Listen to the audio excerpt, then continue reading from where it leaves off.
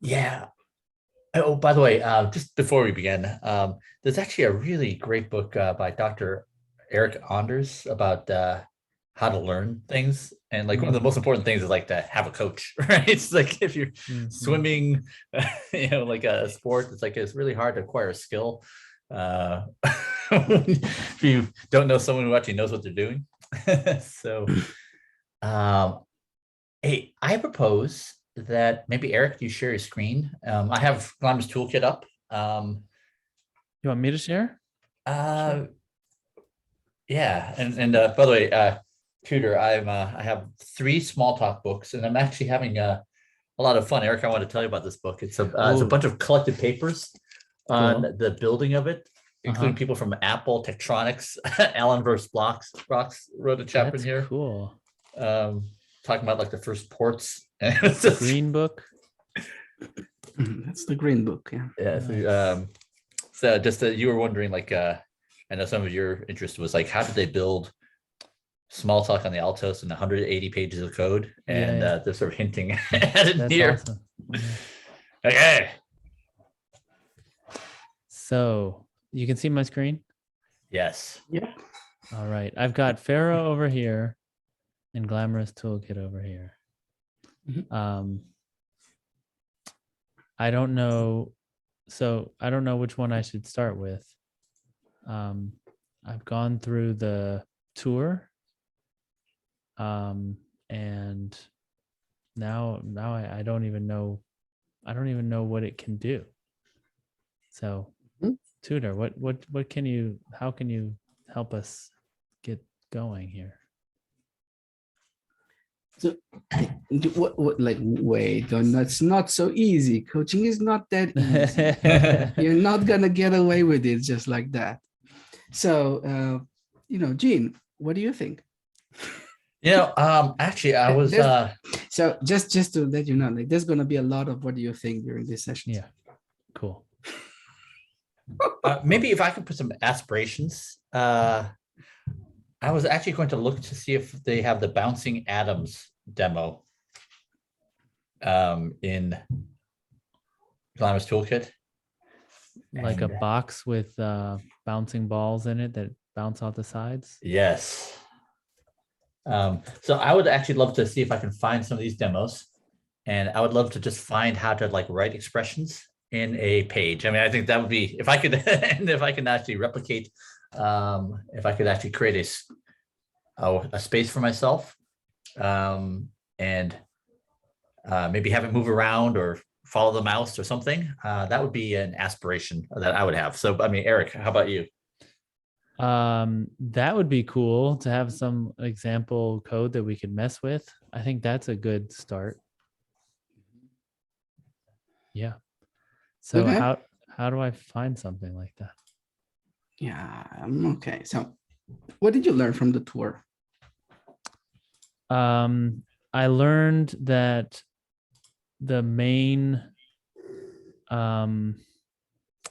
idea behind Glamorous Toolkit is to have multiple ways of displaying different kinds of data, and that that's extensible. You can add your own ways of displaying data, and I mean that's about it. Okay. So, right there are a couple of things on the left-hand side that are somewhat described. So you see a playground. You see something called coder. So maybe clicking one of those would give us somewhere. Okay. So That's the so coder. that look. Yeah. What would that be? Let's see. So are these, what is, okay, wait. So what am I looking at? I got a package hierarchy, and then on the right, what is this? It says That's also Pharo the at the list. top.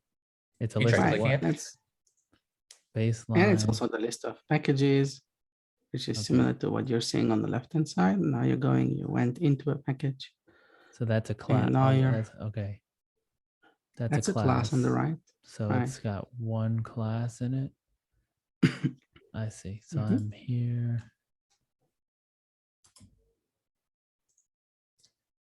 Actually, yeah. I'm. How did you get there? I clicked on coder, Code. and then I clicked on one of the things on the right. Ah, Packages, okay. I guess. Okay. Exactly.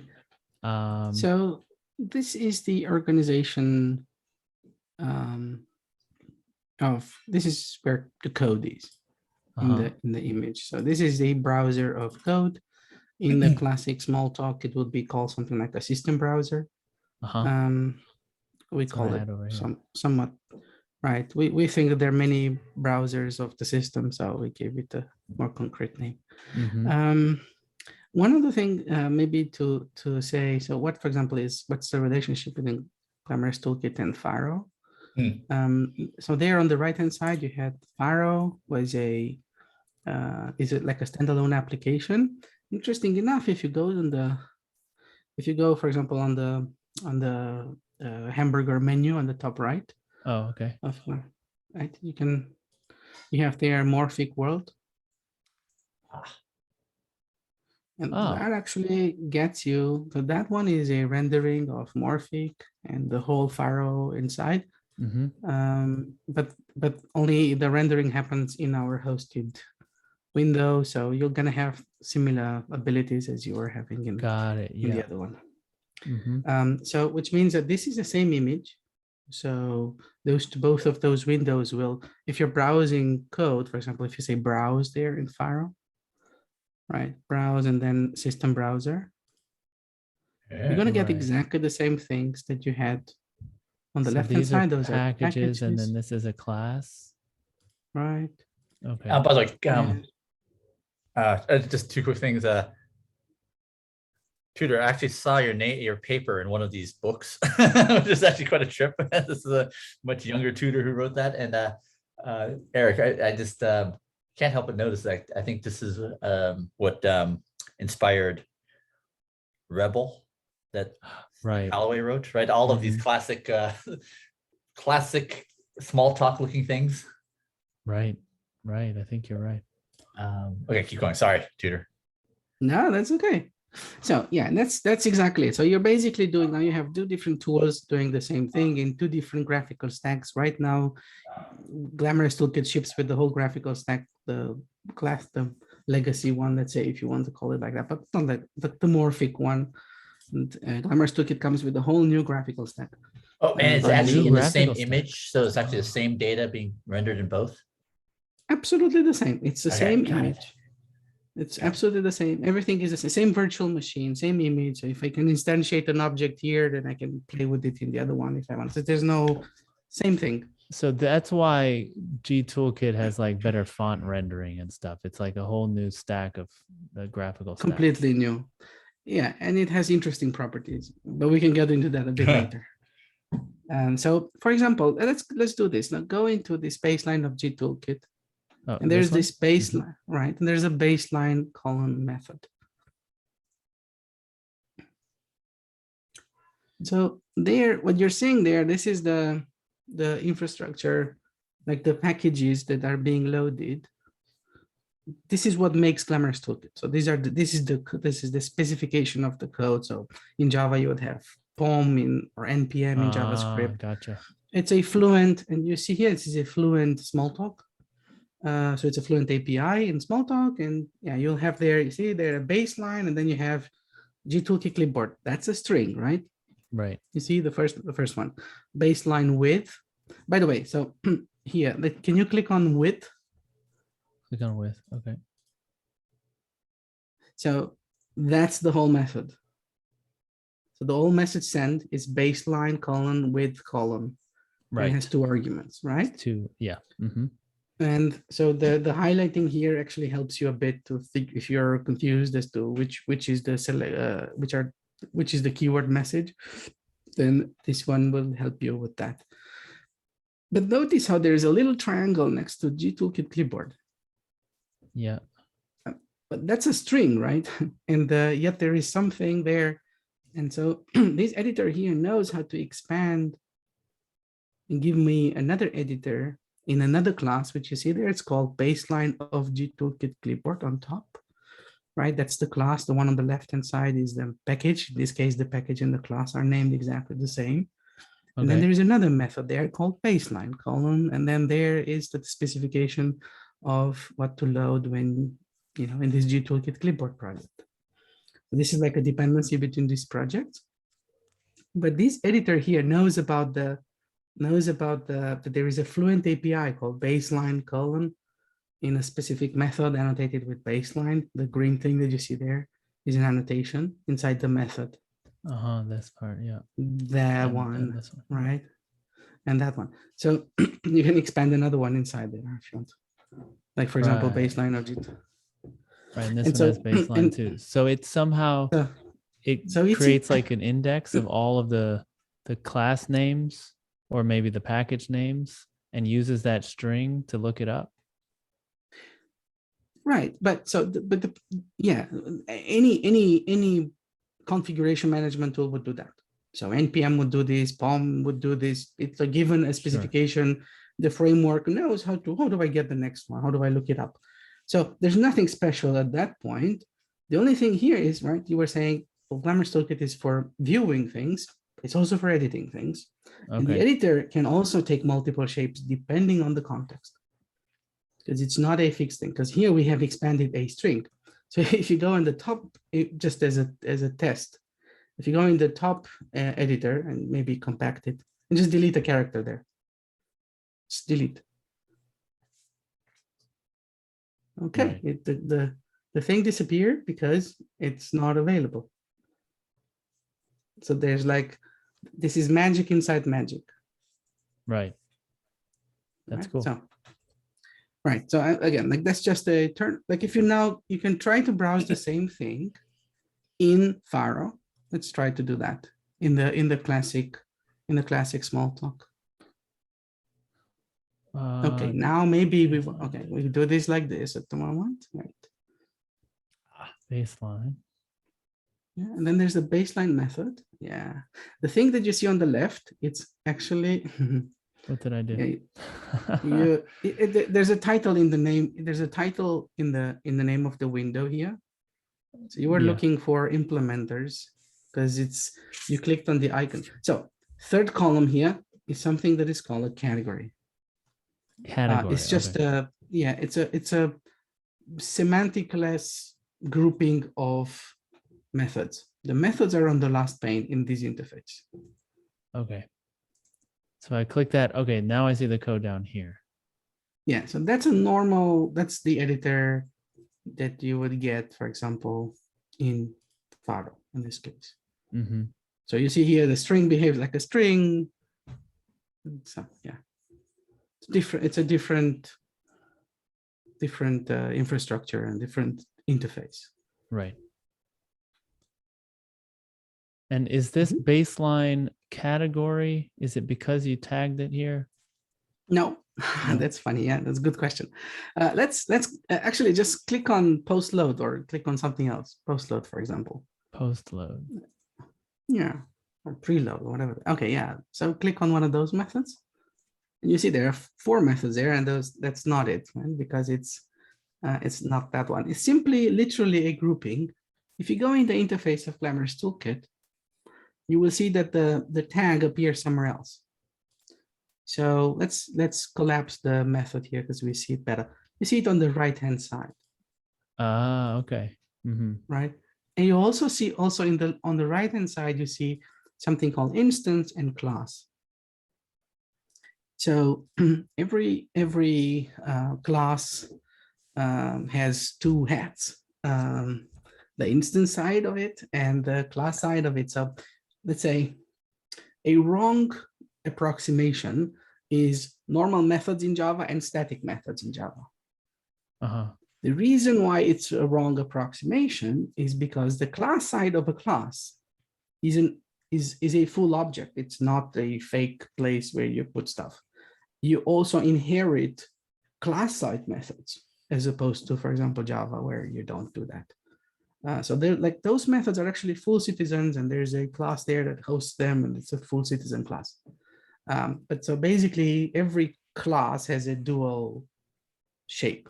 So the class side of things, they also have like that's where you'll have your the factory methods or constructors, if you want to call them like that. That's going to be there. You're going to find those on the class side typically. Okay, if you go on the Pharo interface, that's the more classic interface. There you're seeing in the middle of the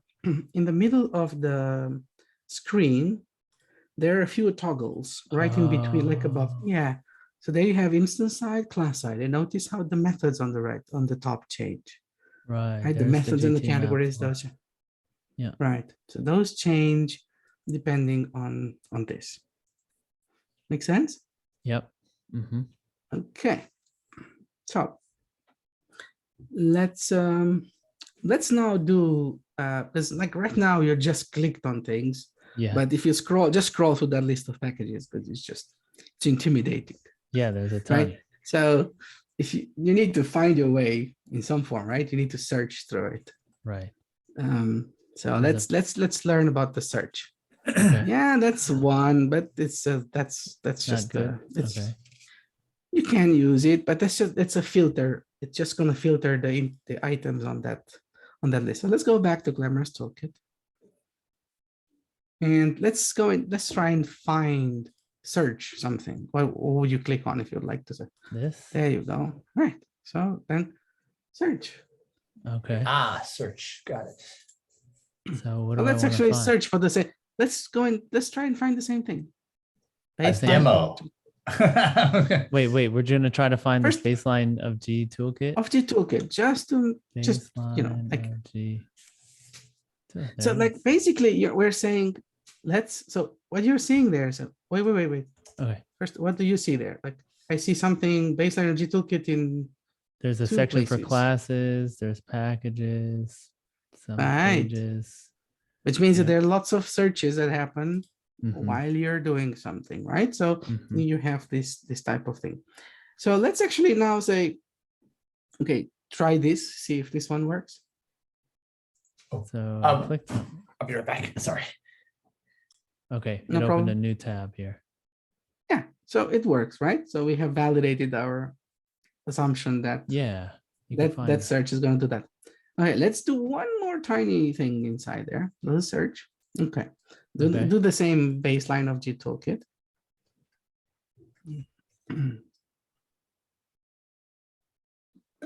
Now let's assume that you want to search for methods inside that class. Okay. All of us are like, doing this kind of search over here. It's not that unsimilar to, for example, what you have in Spotlight nowadays. Right. So when we created this one, this was not like this, but so you have that, but try this one. So what happens now? Let's just look at it. So you dived in, right? No, it has an itself method. There it is. Right, you see it's a class methods. There's an instance methods. Instance method section. Super instance methods. Oh, that's nice. Now let's see what happens if I click on one of those and dive into that. What happens if I dive in? Like this? No, that one opens it. Okay, that's not good. Let's close this. A bug. This is a bug that we have right now and we have to fix it. That's cool. So baseline of G toolkit. So you want to dive in with this thing. For example, yeah. And then we'll dive into the baseline. Whatever, one method, doesn't matter which one. Post load okay, yeah, that one. Now you're in the class, you're in the method, and now it's the method, and then you can dive into that one. Oh no, you're in the class here, but you can dive further, right? So you see messages here and so on. Right, that's cool. So you can. Oh, I can see the bytecode. That's cool. You can search through the bytecode if you want. Say push. Right. Let's see. So because the thing, yeah. And it even gives you a highlight. Yeah. And then this, how do I read this double? That's an interesting thing. So baseline of, and then we have higher than hash baseline colon. That means there's a method called baseline colon in a class called baseline of. Okay. Let's actually do a fun thing that starts with exactly this one. So right there on the editor of a method, the last button there is like some. This one? That one, yeah. Copy Click method on name? it. Yeah, copy it. Okay. Now let's do Shift Enter again, and we open a playground. Coder is interesting if you want to browse for code. It didn't open anything. Shift Enter. Oh, playground. There we go. There you go. All right. Boom. And now just paste. Okay, so the same thing that we saw there, and now paste it here, right? Now go and inspect it, which is just going to be the second button. Yeah, yeah. So what do we see here? Oh, the code for that class, for that method. Right, now let's see more concretely. What do we see? So on the left hand side, we have a playground. That's kind of obvious. Okay, and then we have, what do we have on the right hand side? This is a view of, I guess, this method. It's got different tabs. You can view the source. You can see, this looks like some implementation details, syntax explanation. Oh, that's neat. Yeah, no, can you go back? Yeah.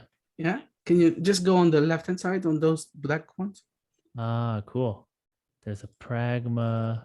It's a comment. It's all comment.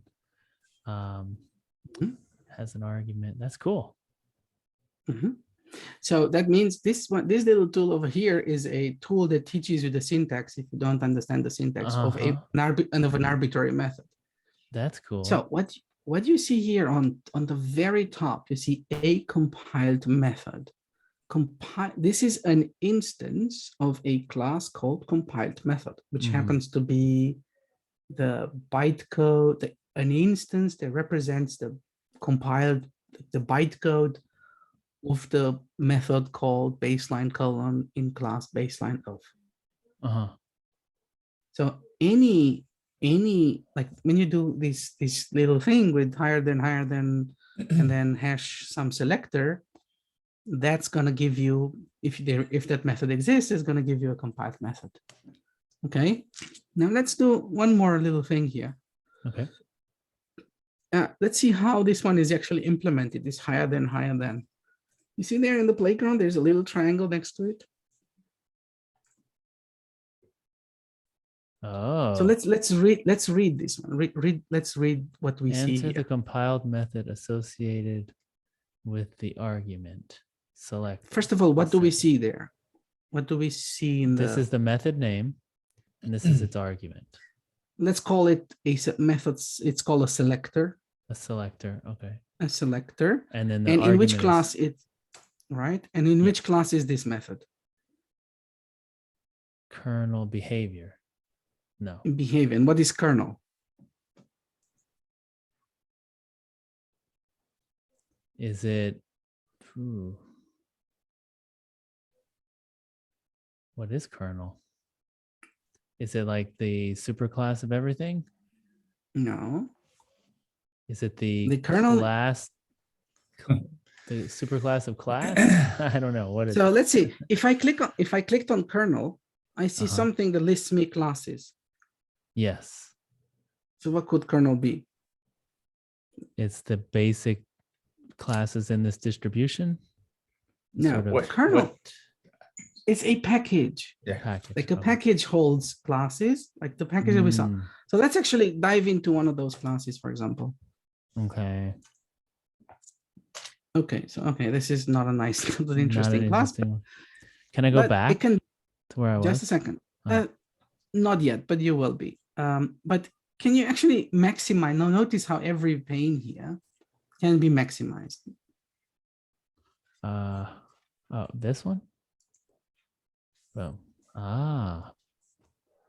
So what happened here? Let's reason about this for a second. it had more room, so it showed me packages and classes, the whole package, the browser, Right. system browser. So what you see here is, right, the entry point into the system doesn't have to be through, oh, let's go into where the code is. Right. You can say, oh, let's start from an object, and from there, maybe we're gonna browse stuff, or let's come from a script. Very, very concrete. Like a single instance, a single object, a single script, one thing. And then from there, I'm gonna generalize if I want to. So if I now, for example, zoom out of that, so if I minimize, yeah, then all of a sudden I'm back into my flow context. Right. Okay, so just as a different way of navigating and of starting to explore what is it that I'm seeing here, right? So there's the first thing to learn in any Smalltalk, any particular in Glamorous Toolkit, is how to learn. Because it's a discoverable, like everything is available all the time and equally available. Well, it's not entirely equally available because some objects, I used to call it the segregation of objects, right? Because for example, if you think like, you know, a class and a method, those are objects, right? Because we just saw here, a method is an object, but they have dedicated browsers, but, you know, mere mortal regular objects, they don't get browsers. So that was one of the motivations for Glamorous Toolkit, because just expand to everything. Yeah, because like everybody, all objects should have equal browsing opportunities, basically, if you think about it like that, right? So it's the coding should not be a specific, should not necessarily have a super special treatment. Anyway, so okay, let's go back to our compiled method, maybe. Back to our So let's unpack this, unexpand the selector with the higher than. We notice that that higher than is not a notation, is actually just a message send. That's cool. And right, so yes, if you the triangle on top, then you can see the code better. This triangle. That one will show a preview or toggle it, right? Okay, so let's inspect this compiled method again. No, not the resulting of the expression, right? So when you're inspecting this, you're now sending baseline. You're sending the message higher than to baseline of, and the argument is going to be hash baseline colon, right? That's the selector. And then the evaluation of this is going to give me a compiled method as a result. Right. It's going to give you some new object, and now you want to see that object over there. I want to see that object. Now, so as you notice here, I have multiple views, right? So, because there are many different perspectives I can take to take a look at any object, depending on the context, depending on the specific problem that I might have. But there are always two views that are pretty much there for every object. And the first view is going to be raw. And that one gives you a typical view in an inspector. Here's the list of variables. Here's the list of values, right? And the other one is meta. So what do we see here? We see the same. Well, this is actually the class compiled method, right? Not the instance that we had before. Is that right? Yes. Okay.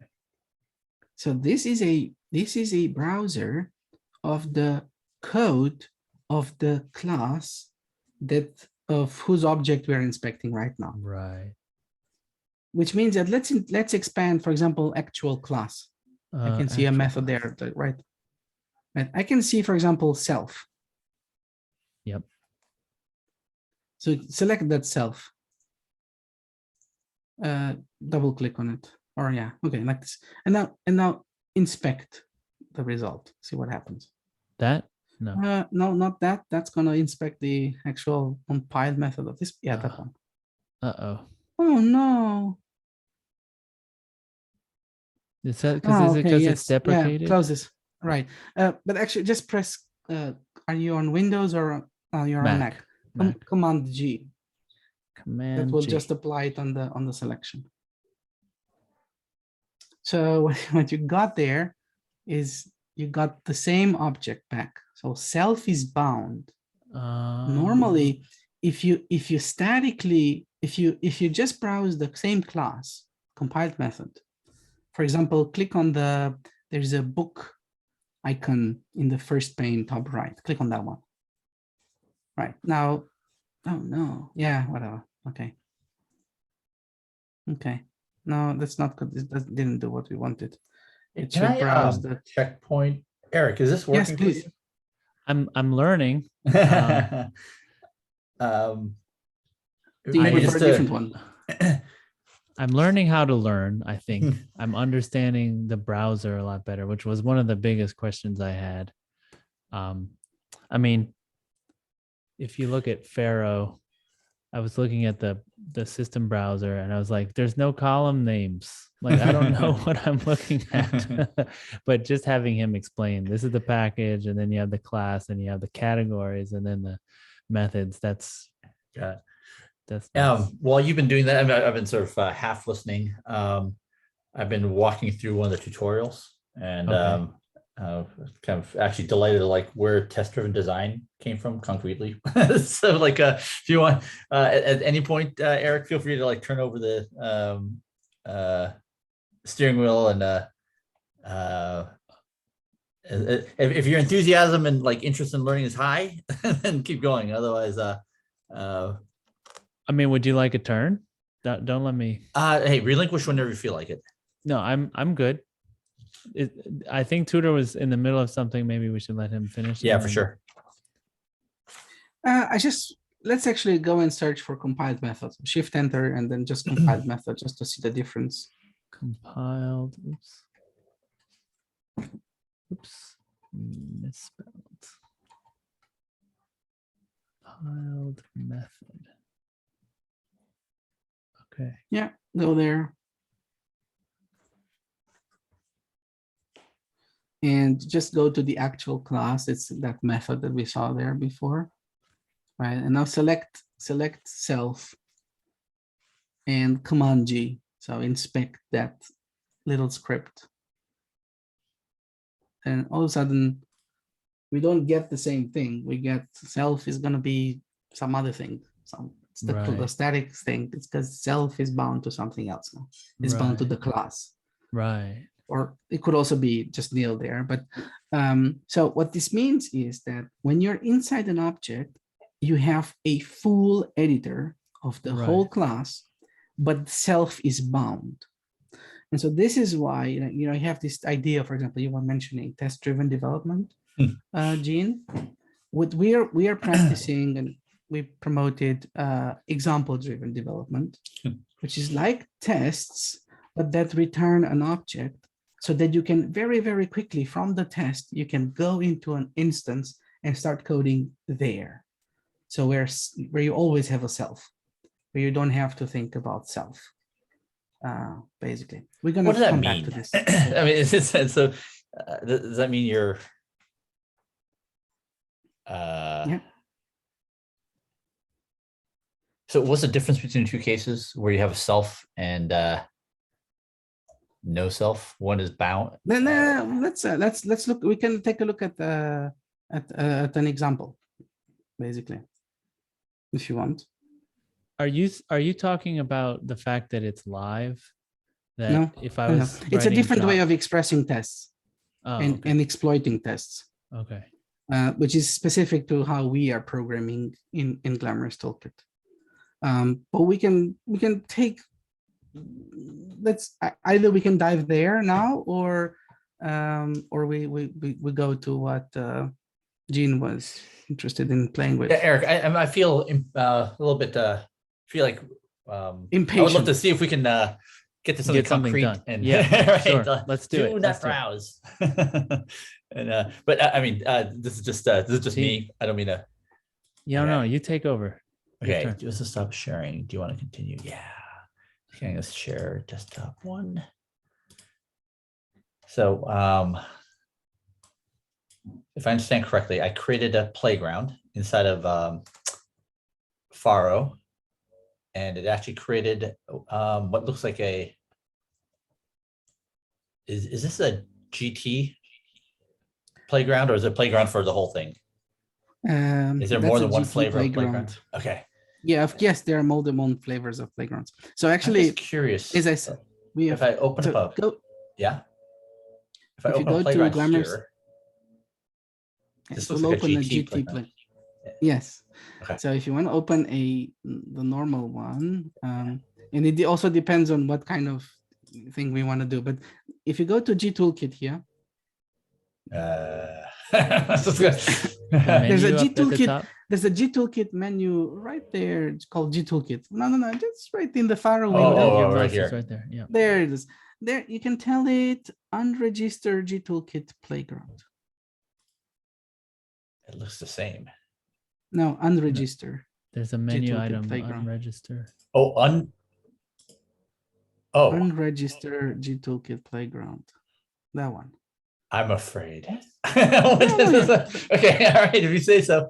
And now go to the system or browse or whatever that was. Browse, right? Browse. And now you can say playground, and you'll get the Pharo playground. Oh, yeah, that primitive thing. Okay, got it. And so if I It's not primitive. It's just because we, in this specific case, this version of Pharo that you're looking at, yeah, that was Okay. the one of. got it. So I learned. Okay, Command P prints it. So this is the time thing. But I think that's so cool. Eric, I'm not an Emacs user, so this is like so novel to me that you can get the results. Time now. Okay. All right, and then I guess there's also Command D, which is just do it, and it doesn't actually return anything, if I understand correctly. Right. And then Command P returns 7. Okay. All right. So then I think if I understand correctly, this is I did not know this. Right. So the whole style of programming is you write. I'm gonna send actually I don't even what do you call this thing? Is this the What you wrote method? there is yeah, but that it doesn't belong in. That's not a script. It's like you would start a a Java script. Well, that doesn't exist, but as if you'd start a JavaScript with public class, la la la. That's not how you start things. How does one start? A playground is just it's a place where you put an instruction. Oh, so there's no need for this. Is what you're saying? That's actually incorrect syntax for an instruction, right? So if you're deleting that, then that is a better syntax. Got it. Except that assert with capital A and assert that doesn't seem to exist. Oh, that's right. Oh, and how do I know that? It's because of this thing. Yeah. So this is sending. Oh, okay, got it. So here it says, wait. Let's read it out loud. What do you see there? So this is assert message.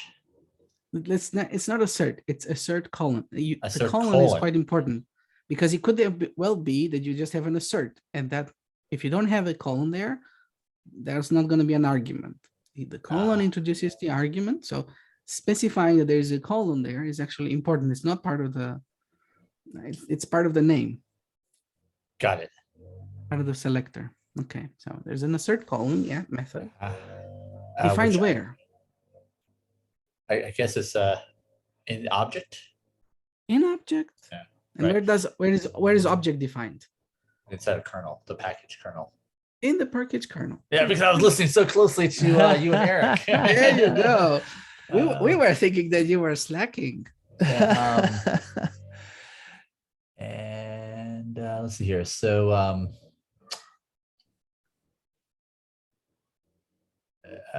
presumably a block is like an expression.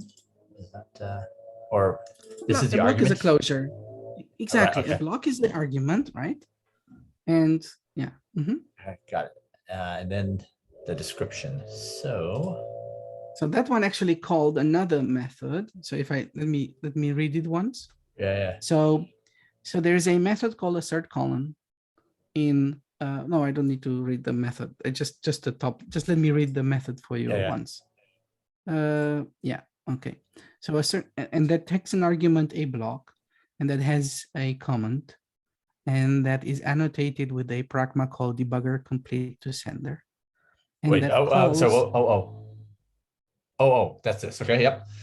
that is an annotation, like in Java, you would say on this at blah blah blah thing.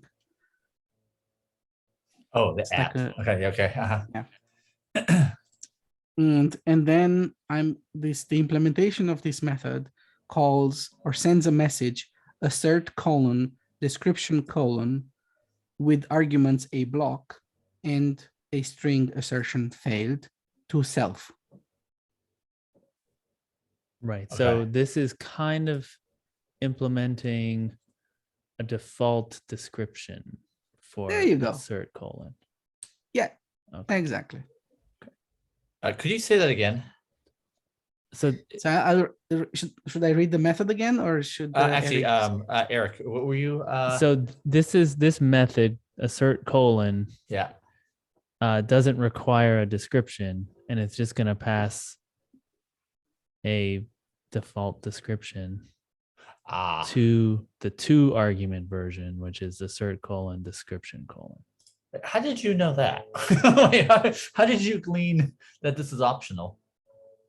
It's not optional. It's not optional there.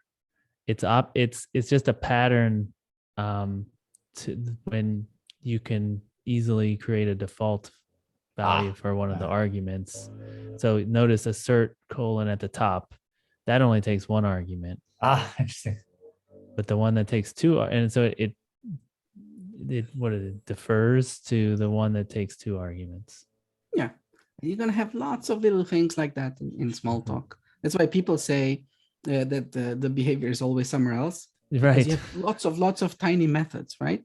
Yeah. Right. And this is why these kinds of expanding things kind of brings together that idea that it needs to be readable. So there used to be a debate between people were saying, let's not make too small methods because I can't read them. Right.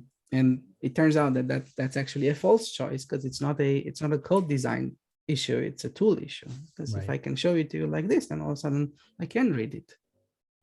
That is this is great. So can we see what the 2 argument version does? If you click that, if you expand it. Oh.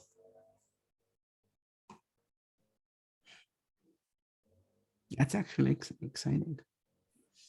So it calls a block. This is great. Value? Where does value come from? Or is No, that a wait a method? second. Oh, that's a method. It calls No. A value is not a message. It's a message. It's a message. Okay. It Which sends is the different, value right? message A method is to a block. To a block. And so I guess that means it evaluates the block. Is that right? Yeah. Is that what value does? Because I noticed it doesn't have a colon triangle. Oh, right. Yeah, so that means it's a unary method. Unary method. Okay. Right. Now, very, very quickly. So right now you just says, I guess it evaluates a block. So one interesting thing here would be, what's the smallest experiment you could do to validate that question? I would jump into the playground and write a block. And then do. I would write a block that would just like do 1 + 1 or something, or maybe print something, but I don't know how to do that. Yeah, try. Right. So put square brackets around it.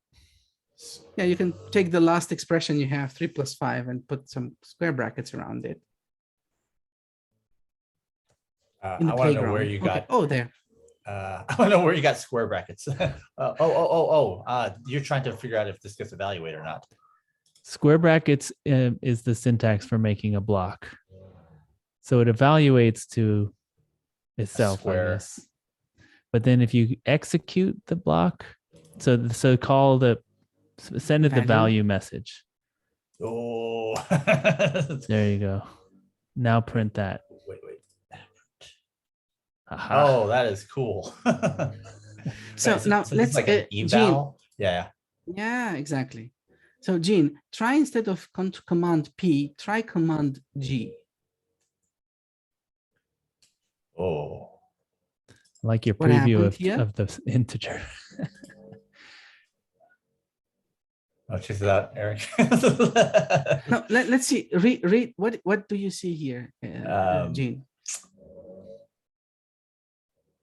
I guess these are messages. These are like manifestations of the same value. Is it like a class member, or is it like a projection? Let's start from the whole thing. What do you think that whole pane is? Because like something spawned, like a whole block of big thing. What is that? Yeah, it's the small integer. whole pane. This thing? What is? Yeah, that thing. Yeah, what is that? So we're looking at what a small integer is. Yes. No, we're looking at a specific small integer. Right. Value number one of two specific. Yeah. Yes, exactly. And so that is called an inspector. Oh, this is so cool. Okay, got it. Yep. So do you have a horizontal scrolling on your mouse or trackpad? I'm using it. Yeah. I don't know where my trackpad is. And, yeah. Or magic mouse should work as well. Yeah, there we go. Yeah. Okay. So this is how you navigate. You're going to have a lot of this flow on which you're spawning things from left to right. And because like a lot of introspection is basically just going to a rabbit hole. And this flow actually keeps track and basically is like a breadcrumb from Hansel and Gretel. So you can come back you can escape. You know how to come back to the root of your problem. Yeah. By the way, I've started having problems with my hands, so I switched to a trackball, and I missed the two finger scrolling on the trackpad. Okay, Eric. By the way, I loved that was so cool. Tudor, that was like really wild. Which one? Your challenge of what's a simple experiment to figure out if it's eval or not. Right. So you're gonna see there's a lot of this environment is made specifically for around that idea. I don't know something. What's the simplest thing for me to figure it out? This is why it's so important to learn how to learn, meaning to learn what kind of classes of questions can I answer first, and then afterwards, what kind of classes of questions can I learn to ask afterwards? Because like that's what reflection really means. Right? Reflection doesn't just mean, oh, let's go and change little thing there. It's like when you're inside, like your brain is also reflective. That means that when you go into a place which speaks a foreign language, after a while, you're going to start to understand what that foreign language is. You remember, have you ever seen The 13th Warrior, the movie with Antonio Banderas? Yeah, he's with the Vikings, so yeah. Right, with the Vikings and so on. Right, he goes there, he doesn't understand anything, he's an Arab, so he doesn't understand anything, and at some point he starts to speak. And then he says, oh, but you speak, how do you know my language? And then he says, I listen. And so that's exactly it, right? Because if you listen and you are in a reflective environment, you actually learn. And so that's the difference here. It's not just that there's a language, it's the environment that is the essential thing. So you have to get used to a little bit of, oh, let's quickly play around. Let's test. I don't know what it is. Let's go and find out. Okay. Now, there is an actual cheaper way. Maybe you want to try that one just to see. There's a cheaper way to get an overview of Pharo. But would be by actually going through a tutorial of Pharo. Could be.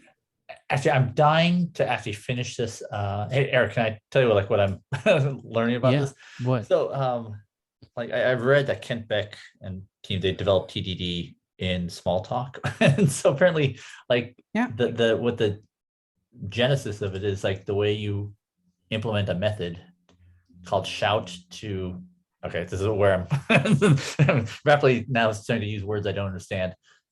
Mhm. A shout method to something, presumably string or test string, I don't know what test string is then you is you write it, which will fail, and then You go into the Yeah, debugger. yeah, Just a right. second.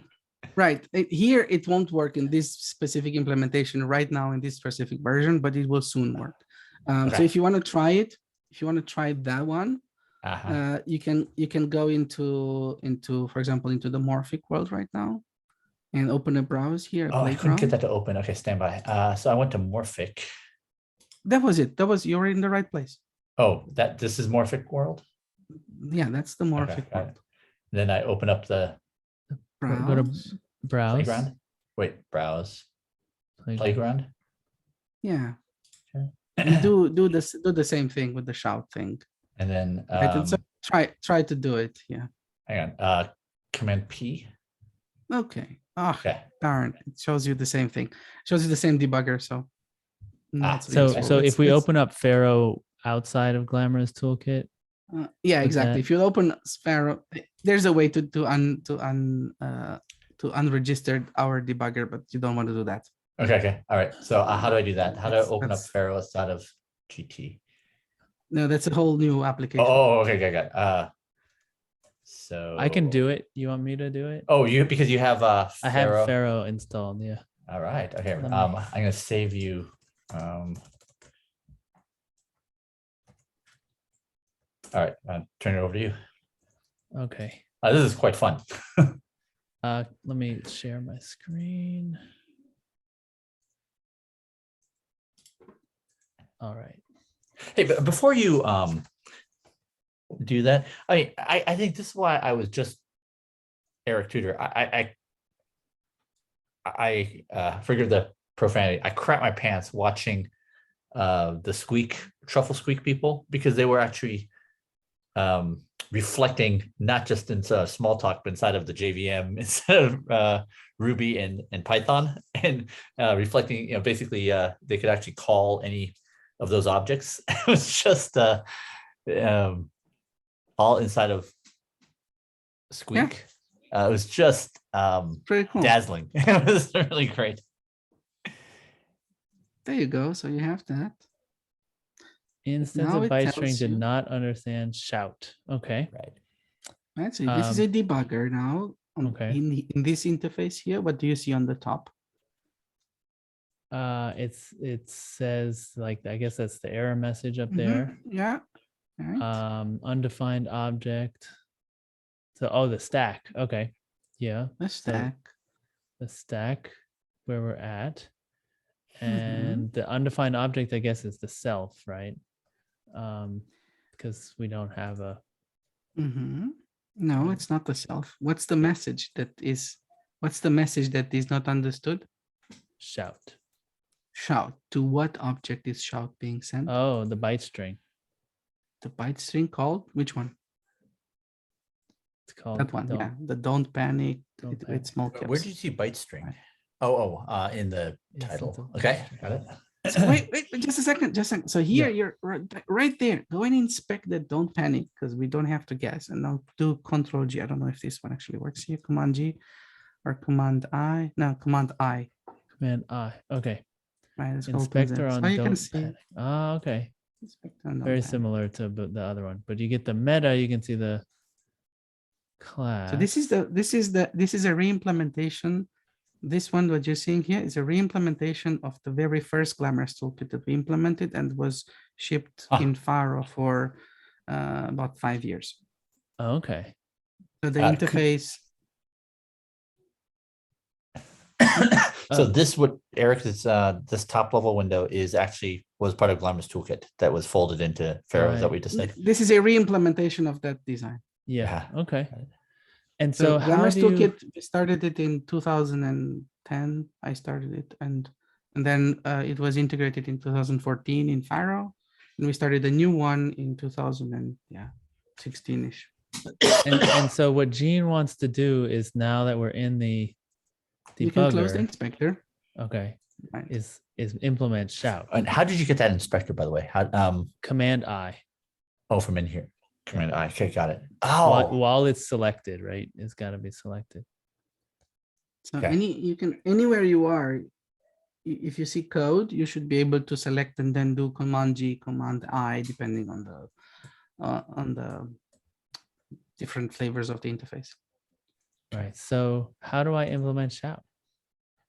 Okay, so take a look at the buttons. Let's take a look at the rest of the things. The buttons: proceed, restart, return, where is,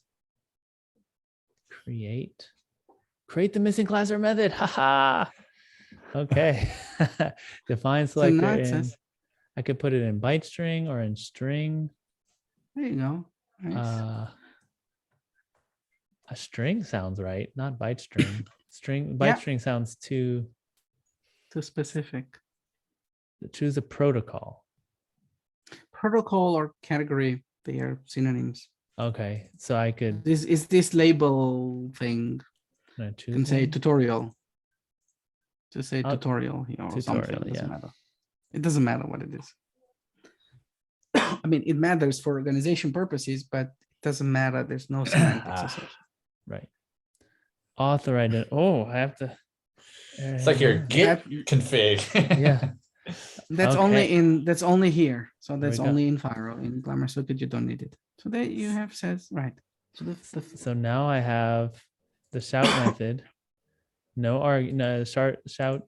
Yeah, method. Self is the string. Self is the is the string. Yeah, look, we're in class byte string method shout. No, Alright. it should be implemented. Now I got to say what to do. So there's something called a method finder. That essentially gives you can type in the input and output. What are the methods I have? Yeah. If you go to World Tools Method Finder, this is wild. You can give it the Browse, debug. Where's the method finder? I guess it's gonna be in browse or Browse. system maybe. I actually don't know. Maybe help. I don't remember. Oh, wait, No, it's not what was here. that? You just you were to the right of the help and brought up something. Oh, I just clicked on it. There's world. Ha. Oh, But where's the method browser? But I kind of feel like I'm getting somewhere. oh, Eric, That- just to complete the thought. Like what the method finder lets you do is you type in the input and the output, and it will give you all the functions that will map from input to output. Oh, So that that's- sounds Oh, cool. I know how you get to it. I forgot because I'm not using this interface. Yeah. So if you say press Shift Enter, because this is a re-implement. Enter. This is that's like Spotter. Again, Spotter was part of Pharo at first. We made it so it was part of Glamorous Toolkit and then integrated in Pharo. This is a re-implementation of it. And at the bottom there, it says Advanced Search. Oh. And that will get you to the Finder in their interface. Okay. And so now, what am I looking for? I can that's also type the input and the output. so it's Yeah. type Eureka in the method finder. Eureka. Wait, it's finding methods method finder. No. Yeah, I'm just gonna read you. So I know that this is supposed to be intuitive and everything, and it never was for me. So The notion was I know what it does. I know well that Eric, it was does pretty first. wild. I saw a demo of this somewhere. Okay. Pretty cool. I'll Okay, but just I don't let know where me- to find it. Just a second. As uppercase is, I think, what you're looking for. As uppercase. As Uppercase. There it is. Uh, Okay, so this should just be self as uppercase. Okay, But proceed. that's not the one. Oh, this is not the one. Shout should have been implemented in byte string. No, don't. That's. I don't think this is. Nah, that's not the one. That's not the. I don't know. That's not what we are looking for. Interesting. Hmm. I forgot. I don't. This is not the same. This is an older way of searching through the. No, that's not the one that we're looking for. Proceed. I honestly don't know where that one is. I don't know what's going on here. Restart. Let's try again. Undefined object. Do it. No, don't kill. Don't kill, because this is not Java. Okay. Okay. All right. So here I am. Now it's saying assertion failed. There you go. Because it returns. So assertion fail means that you get some result Right. that you're not expecting. So let's see what happened. What do you think generates the assertion failure here? Because we're passing this to assert and it's expecting a block. No. It's so there you're saying assert. Again, like the simplest thing here would be to say, what does assert require? Right? So can you just click there and very quickly go to assert and do Command N. Command N. There are From your- no N. Command N. That's what I did. There are no senders of assert, it says. How can there be no senders of assert? Command N. No. Well, I don't know what this one does, but there should be senders of assert. That's how you're asserting things. So something is odd here. So, But so if you do the same thing in a GT image, okay. and you press Command, and if you do, for example, let's go and do a self assert in a playground, in a GT playground, in a GT. Okay, maybe try here. It works in here. Yeah. The Command N. So what you're seeing here, this is important. This is senders. So these are all the messages that are sending assert. Mm-hmm. Right. So that means that these are examples that you want to look at. So the image is a library from which you learn. Right. It Right? needs parens because it's sending. No, I didn't it doesn't. It doesn't. You can try, see if this one works. That's a good hypothesis. So let's give it a shot. Well, it's not. Still, No. you have an assertion failure. Yeah. Okay. Then the assertion failure here is, let's do Command M. On the assert. Yeah. Same thing, but if I do it in here, it might work. M. Right. Implementers. Now you look at implementers, so all the places in the image, the implement this message called assert. So how is this one implemented? You actually looked at it before, right? In the Glamorous Toolkit image. And this one is implemented as that one. And then let's go inside of it. Inside that thing. So inside this one? the. Oh yeah, I forgot. How do you do this here? I think it's okay if you just click here and then do Command. Yeah, exactly. So now you have the implementers of. Right. So it says there on top, implementers of assert colon description colon.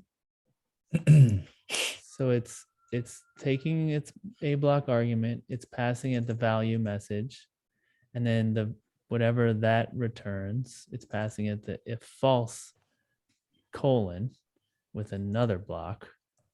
And that one, what does? It's gonna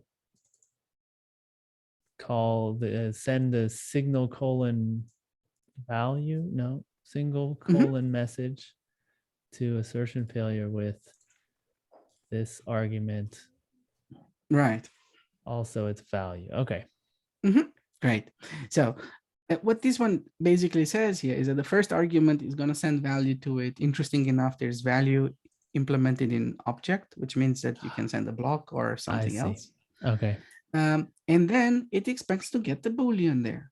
Right. And if the Boolean is going to be false, then I'm going to write that assertion message. Signal so what it, was the what was the exception that you got? You got this assertion failure that the 2 was not, but there was something wrong in that assertion. So the condition is wrong.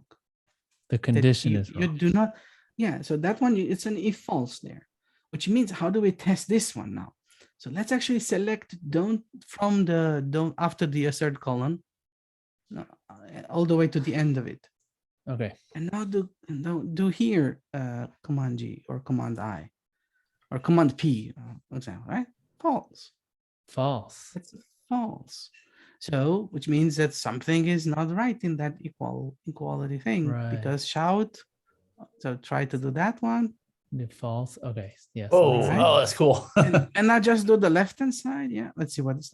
It's still the same thing. So of course it's going to be not true. Right. So that assertion Okay. is going to fail. So now I want to see the implementers. There are no. Oh, I'm in the wrong place. Yeah, All right. you shouldn't be, but yeah, it's not, something is not working there. Self as uppercase. What is missing there is interesting enough that you do self as uppercase and you still get self back. Yeah.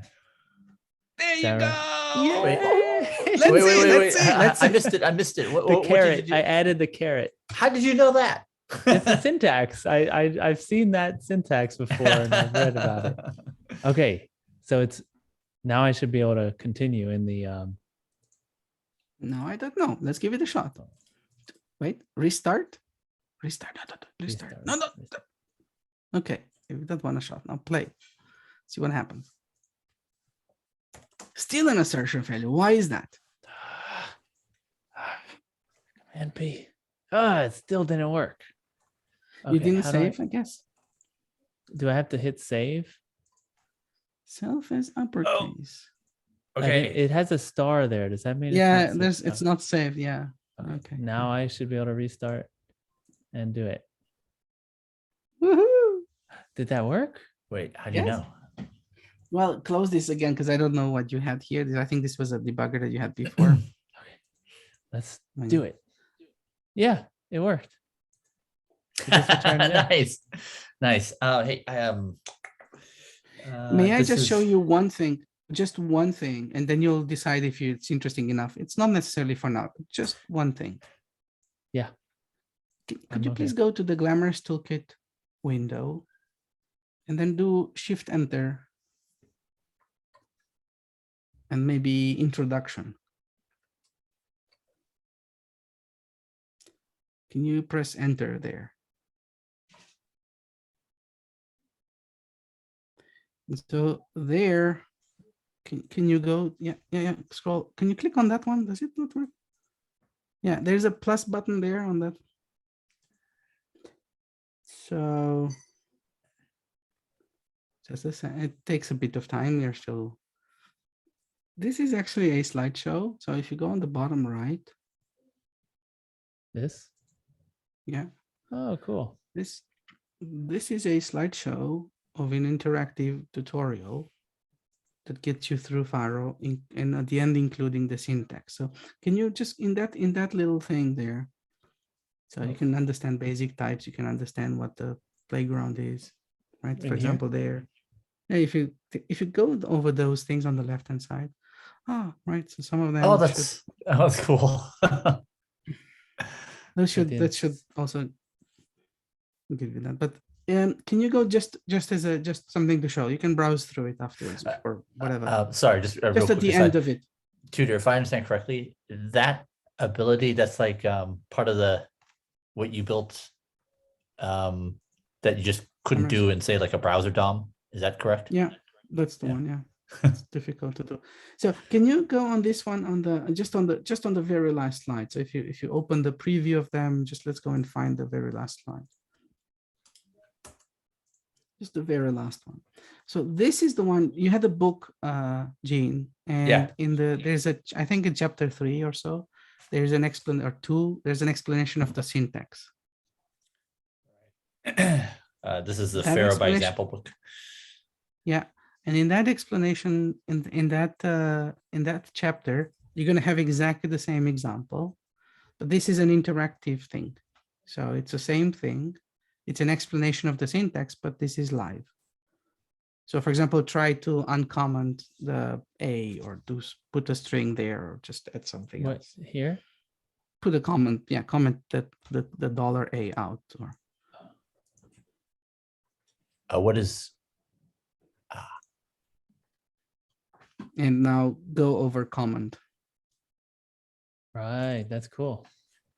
So it's a live tutorial, and it's exactly the same view that you can find in any, if you inspect any compiled method in our environment, you will get this description, which, so for people like, especially people that are not used to this syntax, either they're looking for in parentheses or they're looking for dots in between words.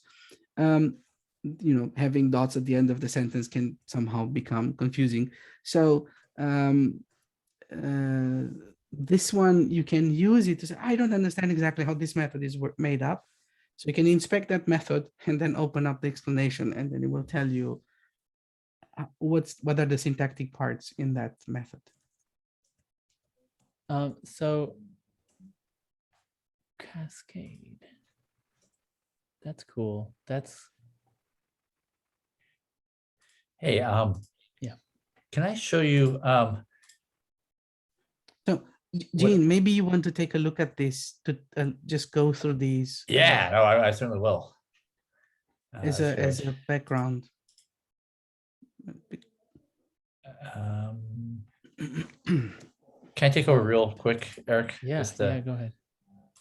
So desktop. I need to stop.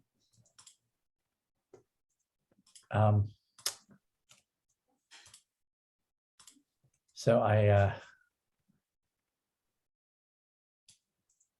the absence of a debugger. I mean, I'm kind of really the Command P. I'm confirming that that works, and so. Wait, what did you do? I know this is kind of syntactical. Oh, and then if I do this, right, I get an error. How do I make this error thing go away? No, not. It's only if you start typing something. Oh, got it. For now. Ah, nice. So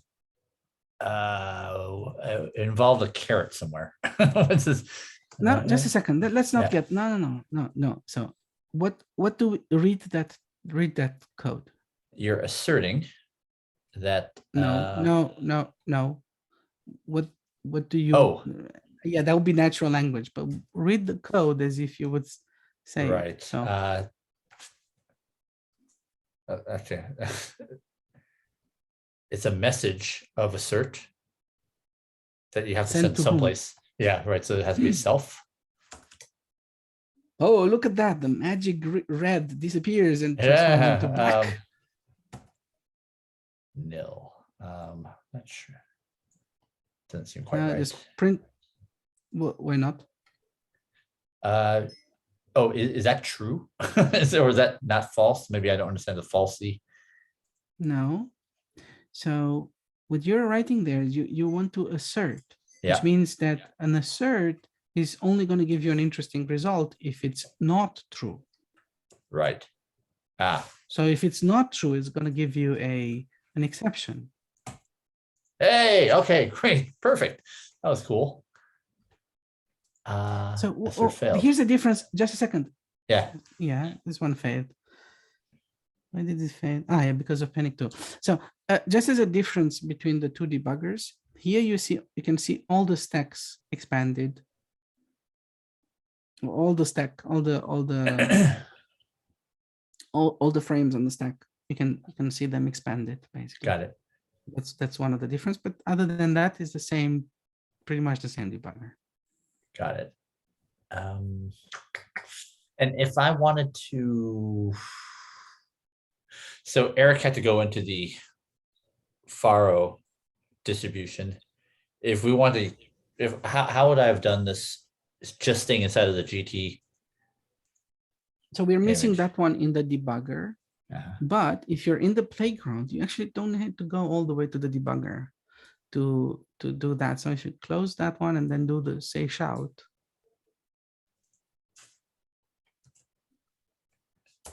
Instead of as uppercase. All right, I'll go like this, yes. Yeah. Oh, Right, there's a, yeah. create method shout in class byte string.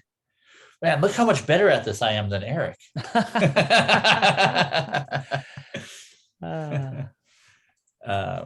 Just by rote memory, if I understand. Can you add it in string though, in a superclass? No, not from this interface, but you will be able to move it to string. Oh, okay.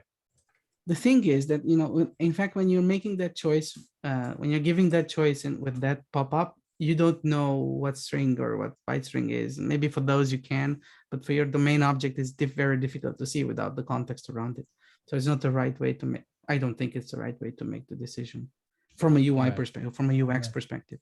Got So it. it's more interesting to do the whatever works and then promote it afterwards from the right tools. What happened here? I was not paying attention apparently. Okay, so Right, close this one. Let's start from the scratch because you don't know what happened. Okay, so did you save it? You saved it, right? Yeah, you I saved think it. so. Is that what this Yeah, means? yeah. Okay. Yeah. So now you can close it. I can close it.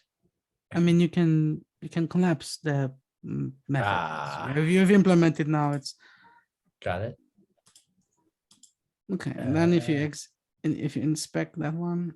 Inspect. Oh yeah, you still have a failure, of course, because you put the 2 there, right? Oh. Well, yeah, you have to fix it on the lower part. No way. It worked. Yeah, you have to fix it on the lower code, the one that you wrote with shout. Oh, There you go. right. And now, for example, if you want to see if it's true or false, you can just delete. You can just delete back if you're at the end of it, and you can command delete, and it will merge the 2 snippets. Yeah, Control Command G. Oh wait, okay. Command G Right, is and now yes. Command G is Great. inspect. And if you just select the whole expression, don't panic about equal, don't panic. Just do the whole thing. No, select the whole expression after the assert. Yeah, right. And do that one. So that's a true. Oh. Right, and then you had an assert true, so did nothing, so you got the nil back. Yeah. What were you Because reacting to, Eric? Oh, I had just promoted the method to byte string. Oh, you did. Byte string to string. Sorry. Yeah. I did that in the the class inspector. Cool. Got it. okay. So do we want to take a look at? Do you still have time? I have another 40 minutes. Eric, how are you doing? Oh, no, I have a meeting in 9 minutes. But Okay. Can we quickly take a look at the examples and just comparison with the tests? Just very, very quickly. Eric, how you doing? You have 9 minutes. Is that actually did that? You want me to share my screen? Okay, examples. Let's hear. Where was that? That was in Exemplifier. No, it was it was here. How do I get back to the beginning? Let's see here. So if you want to see something very quickly in terms of visual, I'm sorry. How do you get to the tutorial? Glamorous Toolkit, a tour. Was that it? No, you do. No, the tour is one, and then there's a whole thing called their book next to the tour. Oh, the book. Glamorous Toolkit book. Got it. And that's a live book written in Lapitter. And I'm sorry, this is where the Pharo tutorial was? Yeah, somewhere there in that Somewhere one. in Or there. you can, of course, Shift Enter, Shift and Enter say introduction, for example. to Pharo. Cool. Oh, that's great. Thank you. If you want to quickly browse, switch through through tabs, it's Command Shift square brackets, like in the web browser. Got it. And how did you make that big again? So in that, there are specific snippets that know how to maximize themselves, and one of those slideshow things knows how to do that. Oh, you just click on it? Yeah, you click on it and there should be something appearing on top left. Boom. Oh, this is great. So, Eric, you want to shoot to do this again?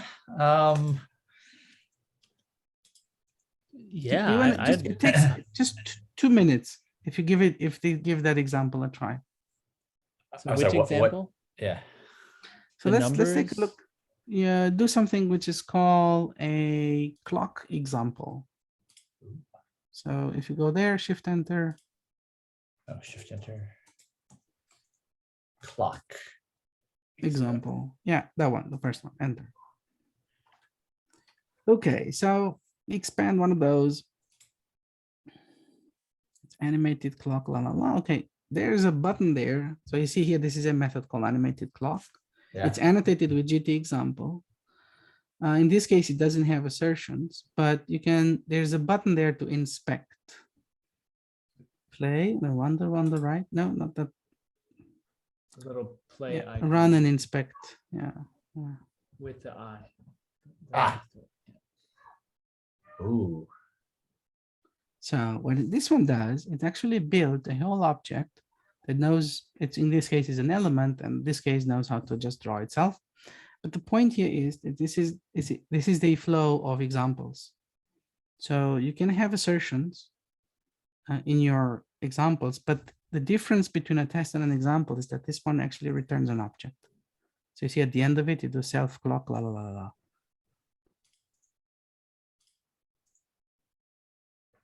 Cool. So let's just quickly, let's do one more tiny thing. Okay, I think before example. one of the most important things to do is schedule the next session. So yes. Okay, one more thing. No, let's schedule the session. Okay. Eric, I have a lot of openings next week. Next week Is Thanksgiving week. Thanksgiving week. I probably don't. And week following. Following week is good. You want to do maybe same time, or actually, Yeah. could we do Thursday? And Yeah. I can go a little longer. Thursday's good. Cool. Tudor, I'll invite you as optional. 2nd of December. 2nd of December, yes. Yeah, that'll work, probably. Awesome. And I'll add you 2nd of December. Perfect. Could we just take a couple minutes to reflect on learnings? Yeah. Yeah, I think I learned a lot. And I learned some of the important stuff that I was looking for. Some of the stuff that just wasn't quite self-explanatory enough. But now I feel like, yeah, I got it. I feel more comfortable in the playground and the ways I can kind of ask questions of the system, like, what does this do? And I can easily read the code by expanding the little things. That's cool. I'm very curious about this clock example. And I want to dive into it because I inspected the method right under it that's just called clock, and it's just a circle. And so now I need to figure out. I suggest take a look at the examples map view. Examples map. Okay. Oh. Okay. I see. So that's like the call graph. So that's the dependency. Like tests usually, normally when you have tests, right? You say, oh, I'm going to create the clock, which is just a circle.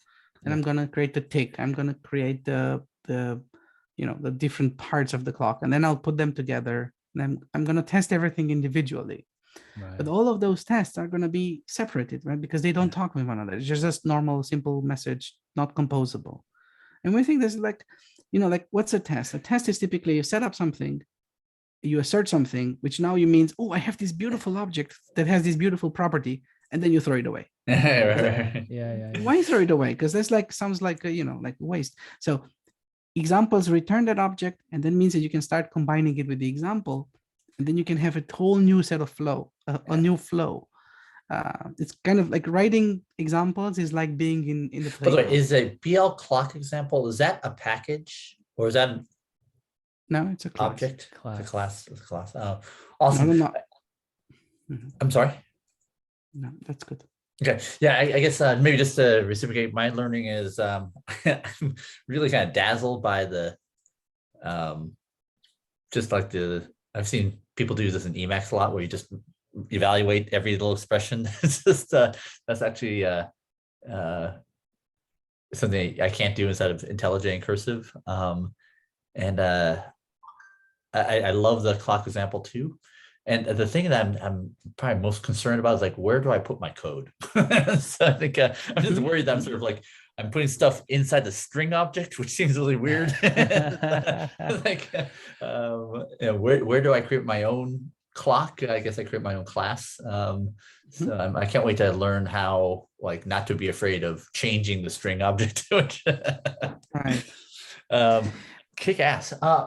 Eric, I know you got to go, but this was really great. Thank you for the. Eric, if you have a tiny minute, do you have feedback for me? Like maybe I should change something in the coaching, because that'd be fine. I think you did great. I liked how you slowed us down and you wanted us to read the syntax. That's a great technique because it makes sure that we're reading correctly. Hey man, I just copy and paste. Yeah, that's right. There's a very interesting book that just came recently by Felina. I think Jean, I think you tweeted that, which expands much more on that, on why this is interesting. So I think that's very useful for these kind of things. Okay, but if anything needs to change, then just let me know next time. Well, I can tell you that I already did. I wasn't paying 100% attention, Jean, while you were clicking around. I was curious about the semicolon. And so I made a little playground where I could test out what that was doing. Nice. That's cool. Yeah. So I'm proud of myself and thank you for helping me see how that should work. Cool. Awesome. That kind of interacting, like small test case. Cool. Right on. Hey man, have a great Thanksgiving week. I'll catch you in a week, 13 days. Yep. All right. All right. See you. Bye. Thanks. Thank Tudor. you. Thanks, Jean. Hey, catch you later. Bye. Do you have time, Tudor? Sure. Right on. I'm gonna stop recording.